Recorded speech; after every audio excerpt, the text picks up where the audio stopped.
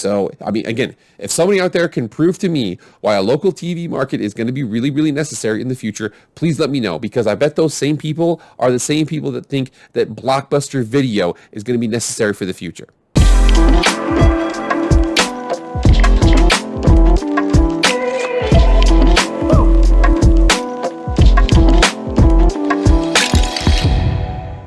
What is up, everybody? It is Jake with Master Football, back at it again. Happy Tuesday. Thank you so much for being here. I specialize in EA college football videos, but I also make some Madden videos, some pro football videos, and some college football videos like the one we got today. Please like, share, comment, subscribe, do all that stuff. I'd really appreciate it. But without further ado, let's get into the video. All right, guys, this weekend was nuts. Okay, first of all, yesterday was 4th of July. It's today for me right now. I'm making this video early in the morning. You're going to go out and have a good day. But 4th of July happened. I mean, you know, KD wants to get traded. And then the big news we saw with USC and UCLA leaving to go to the Big Ten. I don't think people understand how much this is breaking all of the rules out there right now. Andy Staples, and again, he's with The Athletic. He's really, really awesome. He basically broke it down in one of his articles, and he said, there's two different camps out there. There's the first camp that thinks that they operate under all the old rules. And then there's the second camp that is only limited to your imagination. If you can imagine something up, it will happen. And if everybody agrees to it, there's nothing going to stop you. The NCAA can't stop you. All you got to do is get a couple other ADs and a conference to agree, and then you're good to go going forward. That being said, I want to talk about something because I feel like there's a whole bunch of people that are still arguing in the 2010, 2005 version of conference realignment. There are some that are still doing that today. I do think that is going to die eventually. I'm going to go through a PowerPoint presentation really quickly here to break down what I think is going on and what I think is going to happen in the future. First of all, let's get into that. So like I said here, this video is on streaming will break all the rules. First thing we got to go through is go through some of the current bidders for those streaming services. We also got to go through the rules that we currently operate in right now with conference realignment. And again, I'm hearing a lot of the same arguments over and over again. They are incomplete arguments for the future that we are heading towards. We're going to go over the rules that will overtake the previous rules, and then we're going to go over the winners and losers from the new world order of college football. So right here that it says a big aspect of that USC and UCLA move to the Big Ten. It says a source told ESPN that exploration of finances and what it would take to make the move has been going on for weeks. While finances are playing a big role in the move, competitiveness, brand, and the overall landscape of the future of the sport have played a bigger role. USC and UCLA have to make decisions to position them for the long term. A source familiar with the move told ESPN, the future is so uncertain we need to be operating from a position of strength. Basically, they were saying that we're not so sure that the Pac-12 was a position of strength. Eventually, it's just going to be everybody sucked up into the Big Ten and SEC. I think there's going to be some other things that happen from there. But remember what I was talking about streaming. Very, very important for that going forward. Let's talk about that because we actually have to go to the NFL to talk about what's going on here. So, and again, this came out on June 24, 2022. Disney, Apple, and Amazon have submitted bids for Sunday Ticket. This is a giant news story from ProFootballTalk.com. They've already submitted bids for the out-of-market package. At this point, the three mega companies are playing the waiting game. The league is looking for a partner to pay at least $2 billion for a Sunday Ticket and possibly acquire a stake in NFL media, the league's in-house TV and web conglomerate. Mobile rights could also be part of the package per the report. Now, I want to make sure we're clear about something there. That is talking about the out-of-market games, because what happens right now is that basically what happens is you have to have your local TV, and then all the out-of-market games, you're not able to get them. You get Sunday Ticket package on top of that, and you're able to get all of those out-of-market games as opposed to the in-market games. But that also operates under one key assumption. That one big key assumption is the fact that those in-market games are necessary, that this market is attached to this market, that this team is attached to that market, and so on and so forth. There's one problem with that. What if those go away? As streaming becomes more and more popular, people are clicking more and more on Hulu, on Amazon, on Apple TV Plus, things like that. They're trying to add those different packages on there. All you need is an internet connection and you are good. So it's almost like you're cable TV was operating as your internet, where that's the place you go, and then you get the packaging outside of that. So you go and you get DirecTV, and then you add Sunday Ticket, whereas you go and you get your internet connection, and then you add your streaming services on the outside of that. That's how it kind of works there. So if you really think about that, once you pay for the internet, what do you need a TV network for? I mean, aside from broadcasting the game, but what do you need a local affiliate for? What's the point?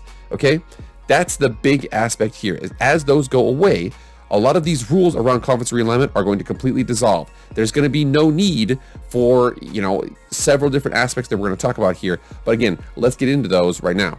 So here we are with the rules that we currently operate in, part 1, in no particular order. And again, some of these are more emphasized than the others.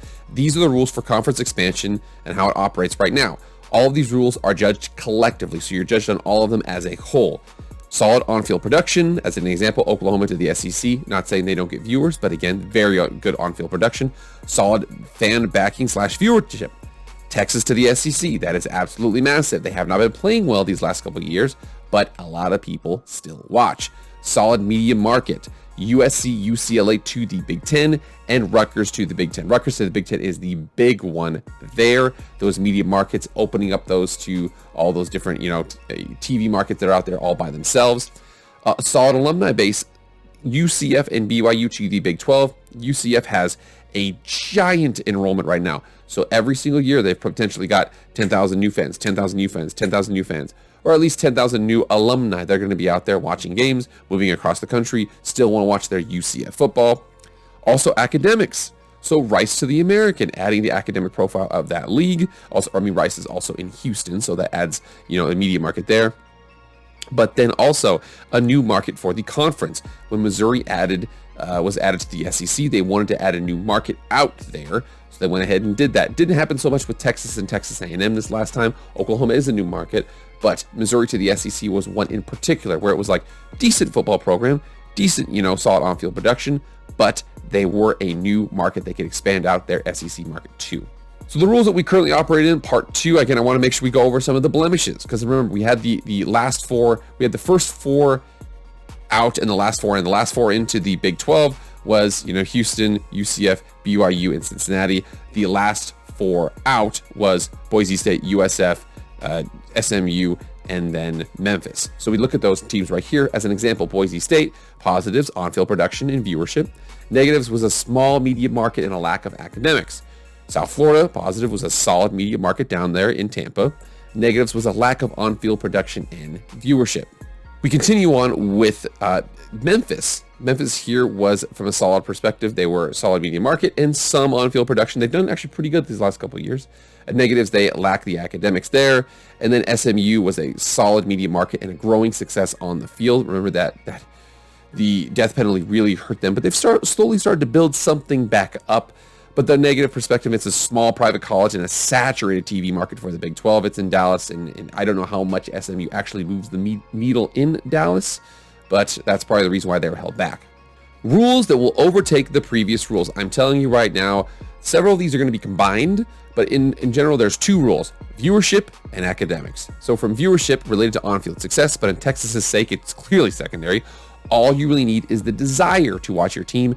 Alumni base helps here too. That's something that kind of feeds into that. But viewership's number 1. Eyeballs mean dollar signs in the future when it's streaming, and we don't have to tie it to, Fox New England, or Fox, New York, or Fox New Jersey, or Fox Kansas, or Fox, Kentucky, or something like that. All it's going to matter is do people go out of their way to whip out their phone, to whip out their computer, to watch on their Xbox? Do they want to watch you? Yes or no? That's the only thing that's going to matter, because regions will not mean anything. And the number 2 would be academics. As much as we like to, not use this in the future, schools still have to integrate with each other across lots of sports and other items. So the academics matter. USC and UCLA are solid institutions being added to the Big Ten. That does factor in. You can't just be a really, really good, football program and then automatically go to the Big Ten. You have to also connect with them across multiple different aspects. The rules that will not be valuable anymore, and again, media market and new media markets for conferences. Streaming will eliminate local TV affiliates, the local TV affiliates necessity, and then the same justification for the media markets here. You don't need to add a new media market. All that matters is, do people watch your product, yes or no? Do they watch it? Because that's, remember, they put their product out there, and then people buy ads to put on that product. If people don't watch, less people give you ad money. That's how that works.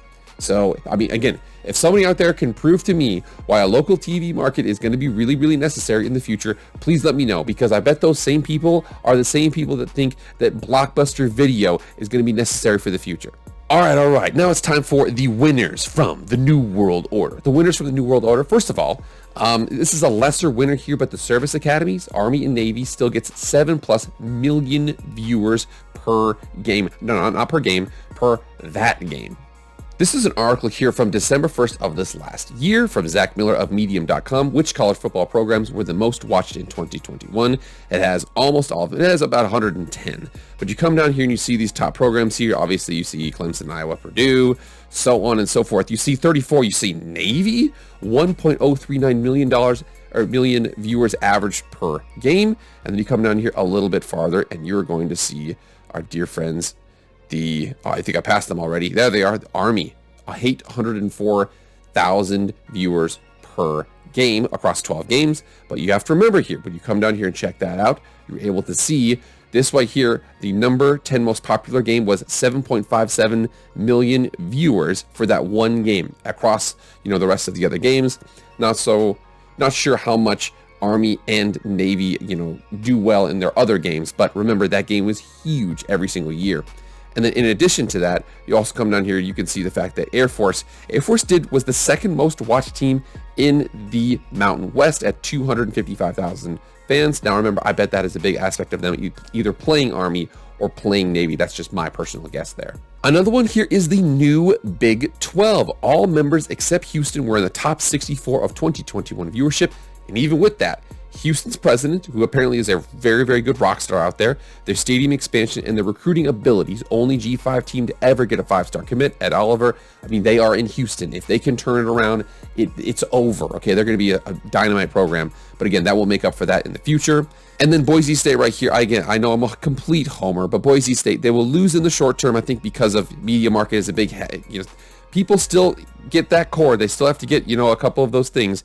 But the long term, when viewership is all that matters, they will be fine. Let's get into that in a second real quick. So in these top 64 teams, and I'm telling you right here, right now, that they are an aberration. Number 49, Boise State averages more fans per game than Kansas State, Louisville, Virginia, South Carolina, Pittsburgh. South Carolina played the national champs. They played the Georgia Bulldogs. Pitt, Kansas, Wake Forest, NC State, Rutgers, Washington State, Missouri, Georgia Tech, Virginia Tech, UCF, and Colorado. I'm telling you, people watch them. They do a pretty good job of getting people to watch that game and their games. I actually went through and I marked this off. So I went through and I checked out all the conferences. So I have the 64 teams here. I went through the ACC. All the ACC teams are included except for Duke, Boston College, and Syracuse. I have here that Navy was in the American. All the other programs in the American. Again, I'm counting Cincinnati and then Central Florida and Houston towards the Big 12. So Navy was the only American team that had more than, that was on the top 64. Houston was the only Big 12 team that wasn't, but again, remember, I think they're going to be just fine if they turn things around. All the Big 10 teams were in, all of the independent teams were out except for Notre Dame and Army. Mountain West was in except for all the other teams. The Pac-12 was in except for Oregon State, Arizona, and Cal. And then the SEC had all members in except for Vanderbilt. And I know I already went through and kind of broke down those teams, but the losers right now are there's two groups. There's the West Coast Sorries, and then there's the solid education institutions with no football ability. So I previously stated that I thought Washington State would be a loser, but it looks like Oregon State and Cal are going to be big losers here. Oregon State went to their first bowl game since 2013 this season, but they managed less fans on average than UL Lafayette. UL Lafayette did play Texas this year, and Oregon State did not play UCLA. Oregon State did play USC, though, and they actually had a big win at USC.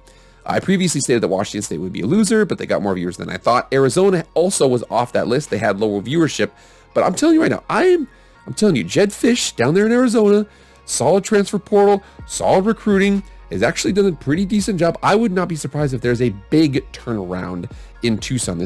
Maybe not this year, but eventually, I think he's going to really turn that program around. And then again, I went through these solid education institutions with no football ability: Boston College, Vanderbilt, Duke, and Syracuse. Boston College was bowl eligible. The bowl was canceled against East Carolina, but they got less fans than East Carolina on average, who only had games against Cincinnati and South Carolina. So a 6-win bowl eligible ACC team got less wins than a 7 or less average viewers than a 7-win East Carolina team. Now, East Carolina did play Cincinnati. I know. But South Carolina wasn't exactly a super popular team. But Boston College, people just did not really care about the product, man. All right, guys, what are your thoughts on that? And again, that's my perspective. Once local TV affiliates are no longer, bundled into a TV provider, once people fully cut the cord, there's not really going to be a reason to have those local TV affiliates. But again, that's my perspective. What's your guys' perspective? Get in the comments right now. Let me know. Also follow me on Facebook, Instagram, and Twitter. Links are in the description. All right, guys, that is it. Thank you so much for being here. I know I'm a homer for my boys, my Boise State Broncos, but I'm telling you, it looks like they're probably going to lose this round. It looks like Utah, Colorado, Arizona State are probably going to get invited to the Big 12. It looks like Washington and Oregon are going to try and get themselves somehow into one of those bigger conferences. But for the future, I'm telling you, first, I think Cal is in a lot of trouble for the future. That's just me. But again, get in the comments and let me know what you guys think. But I'll see you guys later. I am out.